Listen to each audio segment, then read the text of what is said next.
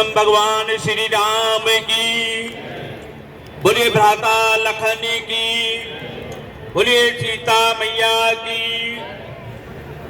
आदरणीय बंधुवर, बड़े ही हर्ष का विषय है कि पिछले निर्विघ्न और निरंतर 18 वर्षों से इस ग्रेटर नोएडा की पावन धरा पर श्री रामलीला कमेटी ग्रेटर नोएडा द्वारा आयोजित रामलीला का मंचन प्रत्येक वर्ष इस ग्रेटर नोएडा के समस्त क्षेत्रवासियों को और जनपद के समस्त क्षेत्रवासियों को देखने को मिलता है।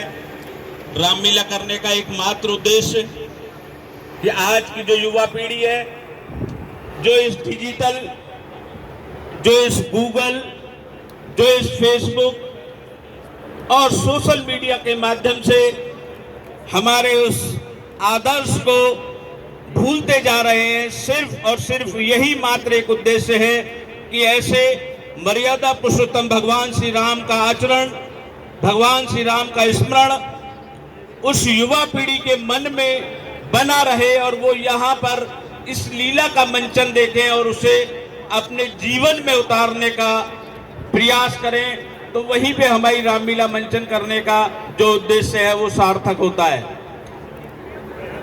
चूंकि ये रामलीला बहुत ही बड़े और बहुत विशाल मंच पे होती है, जैसे कि अभी विजेंद्र सिंह आर्य जी ने बताया कि रामलीला का मंचन इतने बड़े मंच पे इतनी बड़ी और इतना ऊंचा भव्य सिंहासन बनते हैं, बड़े अच्छे अच्छे कॉस्ट्यूम्स, लेकिन ये सब संभव हो पाता है क्षेत्र के सहयोग से। क्षेत्र के जितने भी सम्मानित साथी आज हमें यहाँ इस रामलीला कमेटी को यहाँ आशीर्वाद देने के लिए, अपना मार्गदर्शन देने के लिए, आपका जो सहयोग, आपका जो प्यार इस रामलीला कमेटी के साथ में है, रामलीला कमेटी और मैं स्वयं आप लोगों का हृदय की गहराइयों से हार्दिक स्वागत और हार्दिक अभिनंदन करता हूं और आपसे अपेक्षा और आशा रखते हैं कि सदैव आपका ये मार्गदर्शन, आपका ये स्नेह, आपका ये प्यार हम लोगों के प्रति बना रहे और हम इस मंचन को, इस रामलीला के भव्य आयोजन को प्रत्येक वर्ष कुछ न कुछ नया करने का प्रयास करते हैं। उसी श्रृंखला में इस वर्ष भी कुछ नया आप इस मंच के माध्यम से देखेंगे। भगवान श्री राम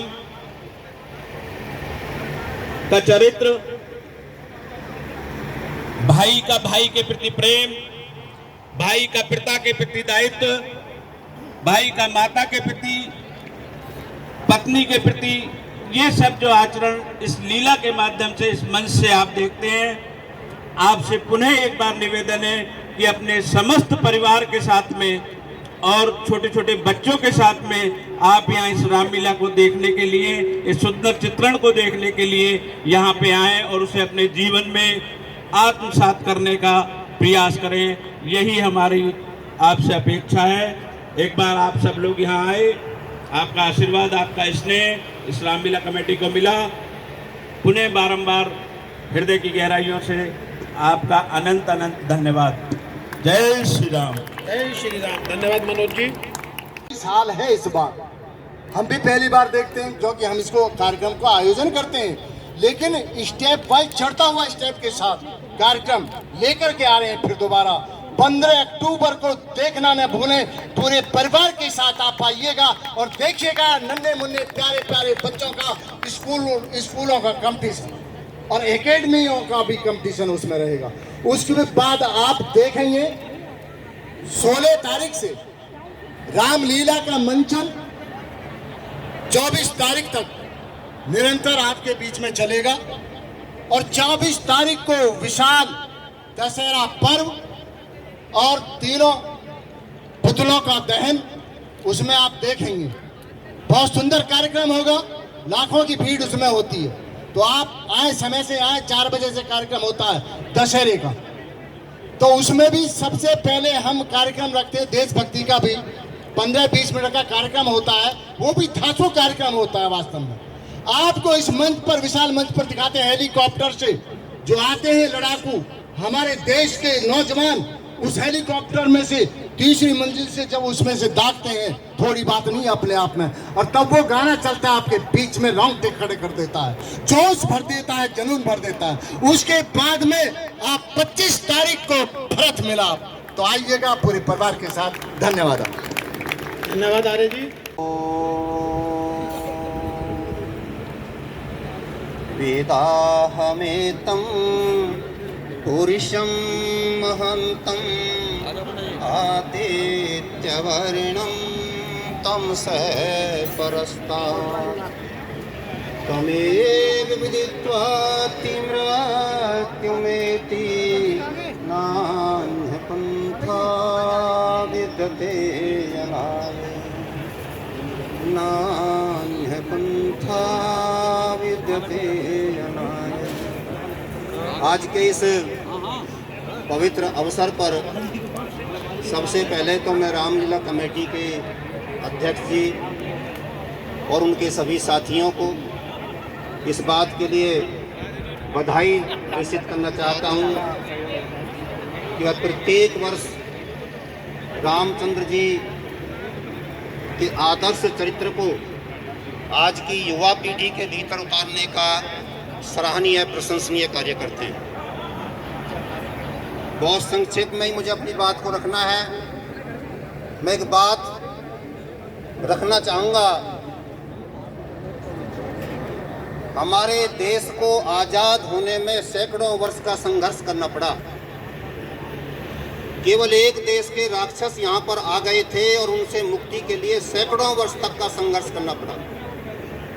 लेकिन यदि रामचंद्र जी को देखें तो रामचंद्र जी ने अपने काल में मात्र 14 वर्ष में, जिसको हम कहते हैं कि उनका वनवास काल था, वो उनका वनवास काल नहीं था, एक रणनीति पर काम करने की, एक योजना पर काम करने का एक प्रवास था उनका। और उसमें आज का चीन, आज का यूरोप, आज का अमेरिका, आज का रूस, इन सारे देशों पर और भारत का भी मध्य प्रदेश से आगे का जो भाग था, सब पर राक्षसों का राज हो गया था। मात्र 14 वर्ष की रणनीति की योजना के आधार पर रामचंद्र जी ने संपूर्ण भूमंडल से राक्षसों का विनाश किया था। 14 वर्ष में संपूर्ण भूमंडल को राक्षसों से मुक्त करना कितना बड़ा काम था रामचंद्र जी का। उसको लेकर के मर्यादा पुरुषोत्तम के रूप में हम आज तक उनकी पूजा कर रहे हैं। मित्रों, अगली बात एक और कहकर के समाप्ति की तरफ जा रहा हूं। जिस समय 1528 में रामचंद्र जी का मंदिर तोड़ा गया था, तोड़ने के समय हमारे उस समय के भीटी के राजा मेहताब सिंह, जो अंबेडकर नगर में एक रियासत हुआ करती थी, उसके 1 लाख से अधिक सैनिकों ने अपना बलिदान दिया था। देवी दीन पांडे नाम का एक 27 वर्ष का लड़का खड़ा हो जाता है। 70,000 की सेना, आप जैसे युवाओं की सेना निकल करके आ जाती है। 70 के 70,000 उसमें बलिदान हुए थे। और जो छोटे मोटे राजाओं की लड़ाइयाँ हुई थी वो अलग है। इतिहास ये बताता है 2.25 लाख लोगों ने रामचंद्र जी के मंदिर के टूटने के समय अपना बलिदान दिया था। उसके बाद से लेकर के 1992 तक, जब तक राम जन्मभूमि पर खड़ी हुई उस मस्जिद को भूमिसात किया गया, तब तक 72 युद्ध हमारे देश के लोगों ने लड़े हैं। लाखों शहीदों ने अपना बलिदान देकर तब ये परंपरा बचाई है कि हम यज्ञ कर सकते हैं और अपने रामचंद्र जी का नाम इस अवसर पर ले सकते हैं। मैं चाहूंगा अपना भी योगदान जितना बनेगा दूंगा। उन सभी बलिदानियों का स्मारक यहाँ पर बनना चाहिए, जिन लोगों ने अनेक कालखंडों में अनेक युद्धों के माध्यम से अपना बलिदान दिया और देश के उस महान शिल्पकार, राष्ट्र निर्माता राम के प्रति अपनी आस्था को व्यक्त करते हुए जो भी कुछ अपने पास था सर्वस्व न्यौछावर कर दिया।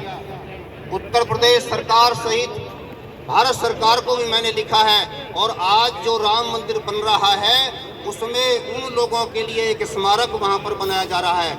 यदि ग्रेटर नोएडा इसमें पहल करेगा तो मैं बताना चाहूँगा कि यह भारतवर्ष में ही नहीं बल्कि संपूर्ण भूमंडल पर जहाँ जहाँ रामचंद्र जी की लीलाएं होती हैं, रामलीलाएं होती हैं, रामलीला मैदान दुनिया में जहाँ जहाँ पर हैं, वहाँ पर उनके लिए किसी का कोई नाम लेवा पानी का देवा नहीं है, यानी कि कहीं पर भी कोई स्मारक नहीं है। यदि ऐसा कार्य हम करेंगे तो ऐतिहासिक होगा। एक बार फिर आप सभी को हृदय से धन्यवाद और बधाइयाँ, शुभकामनाएं।